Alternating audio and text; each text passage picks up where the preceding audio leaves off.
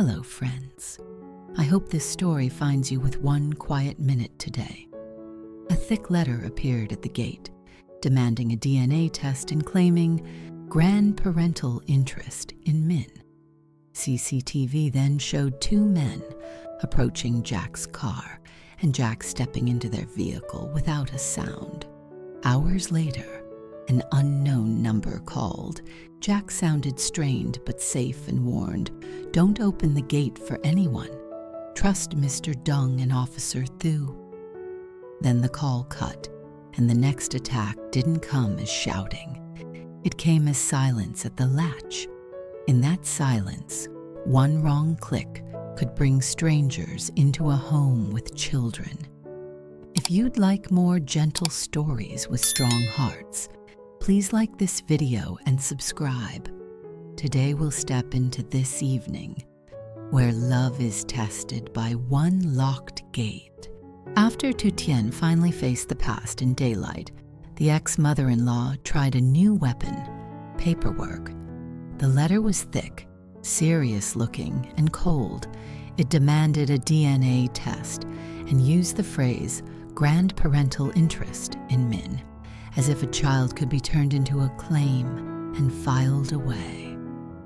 Tu Tien held herself still long enough to remember Officer Thu's guidance before the fear could sprint. Keep the original, make copies, and answer only through proper channels. Have you ever noticed how paperwork can feel louder than a threat, even when it says almost nothing? Officer Thu didn't let the letter set the pace. She repeated the rules: keep the original, make copies, respond only through proper channels, no signature games, no private talks with anyone flashing a badge, nothing quick that could be twisted later. Mr. Dung began gathering witness statements right away, not because he loved documents, but because he knew how rumors twist when they find empty space, and what kind of support shows up without making noise. A neighbor's note did. It arrived quietly, with plain words: "We saw, we believe, we will speak." That wasn't applause. It was a promise to stand where they could be seen. It told Tu Tien the fence line wasn't only a place for whispers. It could also be a place for truth. Then Jack went into town to address the pressure, and he didn't return. CCTV showed two men approaching his car, then Jack stepping into their vehicle. No chase, no shouting, just motion, then absence. Tu Tien called. Voicemail.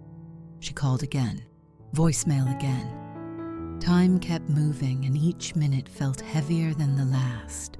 What do you do with hours that won't answer you back? Tu Tien tried to stay visible because Jack had written daylight on the back of that wooden ornament and had asked them to answer fear in plain sight. She tried to stay together because Mom Loy kept saying, "We stay together." She tried to keep her body working because a parent still has to lift a child, still has to drink water, still has to breathe. And when the unknown number finally called, Jack's voice sounded strained but safe, careful with every word. He repeated, "Don't open." Then the call cut, leaving the house to do the hard part without him. When Jack's warning call ended, the house didn't erupt. It tightened. Tu Tien stood with her phone pressed to her chest, staring at the silent screen, as if it might change its mind and light up again. Anna watched her mother's face, trying to be brave. Min clung to Tu Tien's leg, sensing trouble without understanding it. Mom Loy set the kettle on and spoke like a steady handrail. "We breathe. We stay visible. We stay together."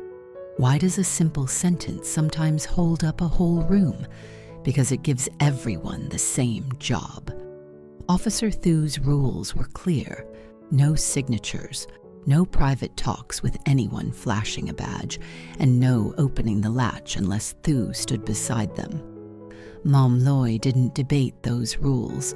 She built a day around them. She pulled a small table to the entrance, tea, sweet potatoes, a clean cloth, and then called Auntie Lan and Uncle Ba to sit as witnesses. The table wasn't a welcome. It was a boundary in daylight. Why is a signature at a gate so tempting when fear is climbing your throat? Because it feels like progress. It feels like you're doing something to make the pressure stop. But Officer Thu's rule turned that instinct upside down. Do not sign. Do not step into private talk. Do not let anyone with a badge steer you into a corner. So the family chose the slower kind of action. They chose preparation. They chose witnesses. They chose to stay visible, even when their hearts wanted to hide. Recap friends. The letter tried to claim Min. The cameras showed Jack taken, and the phone call delivered one hard instruction: don't open. In response, the family chose light, witnesses, and rules that stayed the same, no matter who showed up. That morning had started almost gentle, and that contrast was its own ache. Anna had taped a tiny paper star on the fridge and written, in careful letters, "Daylight," copying the word Jack had written on the back of their wooden ornament. Min tried to hang the ornament himself, wobbling on tiptoes. Jack laughed, then kissed Tu Tien's forehead and said, "If fear returns, we answer in plain sight." It didn't sound like a speech. It sounded like a plan. Isn't it strange how one small laugh can become a landmark later? With Jack gone, Tu Tien kept touching the ornament as if it were a small handle on courage. She hated that her mind kept whispering, "He won't come back," the same cruel sentence her past used to repeat. She told herself again and again, that sentence is not truth. It's old training. And in that quiet fight, she did something brave that looks ordinary from the outside. She didn't let the old training move her hands. Mr. Dung called briefly from the road. His voice was calm, but clipped. "We're checking cameras and office log," he said. "Do not engage anyone at the gate. Keep witnesses. I'm sorry, Tu Tien. This is exactly how they try to bend good people." He named the pattern so it wouldn't feel like fate. After the motorbike man left the first envelope, Mom Loy didn't open it. She slid it into a clean plastic sleeve like it was evidence, then wrote the time on a scrap of paper. Uncle Ba nodded. "Paper can lie," he said, "but time doesn't." That one line changed the temperature in the room. It reminded Tu Tien that the letter's tone was not the same as the letter's truth. Have you ever been grateful for something as boring as a plastic sleeve? Anna, trying to help, brought Tu Tien a glass of warm water with both hands. "Mommy, drink," she whispered. Tu Tien drank because her child asked, and because sometimes love is the only reason you obey your body. Min started fussing, so Auntie Lan took him for a slow walk around the yard, singing an old lullaby. Tu Tien watched from the doorway. For a few minutes, the song held the panic back like a palm against a wound. Then a second message arrived, not in person but on Tu Tien's phone. An unknown number texting, "Open the gate when we return. Jack wants to talk inside." The words were polite. That's what made them terrifying. Mom Loy read it and said flatly, "Real love doesn't demand secret doors." Tu Tien propped her phone on the window sill, camera facing the yard. Not a threat, just daylight refusing to forget. When someone uses the name you love most, how do you keep your hand off the latch? You make the moment bigger than your feelings. You add witnesses, you add light, you add a camera that does not blink. Mid-afternoon, a motorbike stopped.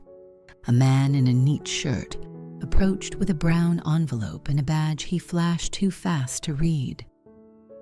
"Routine notice," he said smoothly. "Just signed to confirm receipt." The words tried to sound ordinary, like a receipt at a shop, but the speed of the badge was its own confession. Mom Loy didn't move an inch. "Place it on the table," she said. "We don't sign at the gate." The man tried again. "It's better to cooperate," and reached for the latch. Uncle Ba covered the gate bar with one calm hand. "Touch that again, and we call Officer Thu in front of everyone." There was no yelling. That was the point. The envelope hit the table with a dull thud, and the motorbike left in a hurry. Auntie Lan squeezed Tu Tien's shoulder. "You did right," she said. "Fear doesn't get your hands." The hours crawled. A couple of women drifted past the fence, tasting the air for drama. One voice floated, "Men like that, they don't stay." Shame tried to return, the way it always tries, but Mom Loy faced the fence and said, "If you saw something, speak clearly. If not, go home." The whispers thinned. Why do rumors feel so powerful when they're made of air? Because they try to make you doubt your own worth. Mr. Dung treated those whispers like smoke. You don't chase it with your hands, you block it with facts. That's why he gathered witness statements, and why the neighbor's note mattered too. We saw, we believe, we will speak. Those words kept the story from becoming a private shame. They turned it back into a public truth. At 5:20 p.m., Officer Thu called. "We traced the vehicle to a mediation office," she said. "Not official. They pressure people into quick agreements. We believe Jack is there. Mr. Dung is with me. We're moving." Tu Tien whispered, "Can I talk to him?" "Not yet," Thu replied. "And listen, if anyone comes claiming they have Jack with them, you do not open. They may use his name to get inside." Let's slow down here, friends, because this is where many people would move too fast. A mediation office that is not official can still look convincing from the outside. A badge flashed too quickly can still make your heart obey it. And a thick letter that mentions a DNA test can still make you feel like you're on trial in your own yard. Officer Thu's answer wasn't dramatic. It was steady. Keep the original. Make copies and answer only through proper channels. Those steps keep everything in plain sight, where lies have fewer places to hide. Dusk fell. Mom Loy turned on every light. Tu Tien rocked Min and whispered, "Daddy will come home," even while her mind fought worst-case pictures she didn't want to see. Anna sat close, trying to hold her tears behind her eyes. The house was bright, but brightness is not the same as ease. Still, the light mattered. It said, "We are not hiding." Do you hear the difference between waiting and surrendering? Waiting still stands up. The gate stayed closed, but the family stayed visible. The small table at the entrance stayed set with tea and sweet potatoes and a clean cloth, not to serve strangers, but to remind everyone inside that they were still themselves. Tu Tien kept her phone ready, not for gossip, but for proof. Proof of who came, what was said and what they refused to do. Then headlights stopped outside the gate. A car idled. A tall man stepped out, neat jacket, confident walk. He called in a friendly tone, "Miss Tu Tien, good news. Jack asked us to bring him home. Open the gate." For one sharp second, Tu Tien's hand lifted toward the latch on pure instinct.